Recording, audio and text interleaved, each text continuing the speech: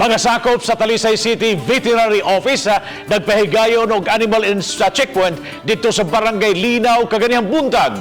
Nunod gyapon kini sa gingusgang kampanya aron di makasud sa sugbo ang African Swine Fever kun ASF virus. Pangayuan gayud og papeles ang pagkarga ug pagtransport sa mga binuhing hayop. Si Chona Carion sa exclusive report.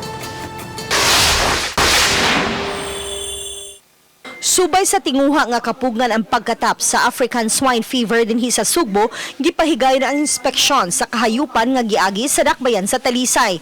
Matag sakyanan nga adunay kargang hayupan, ilabi na mga baboy, gipara aron susihon kung sakto ba kini og permit. Kuti ang pagsusi sa Talisay City Vet kung aduna bay Veterinary Health Certificate, Livestock Handlers Permit, Certificate of Vehicle Registration, Disinfection Clearance ug Farm Registration.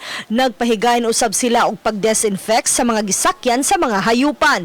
Sagad sa mga hayupan nga gisusi kaganiha gikan sa Mantalungon, lungsod sa Barili, diin tabo karong adlaw. Ang uban i-comply sa mga dapat i-comply nga mga certifications like Vet Health nato certifications and then uban nga mga disinfection clearance. So pero katong wala naka-comply amo lang gi-reprimand for now. But eventually siguro pohon with or without the ESF ipadayon na mo ni nga kuan checkpoint. Tinguha sa Talisay City Vet nga himuong regular ang pagpahigayon og animal inspection. Uban ni Renante Quiñones, Chona Carion, Balitang Bisdak.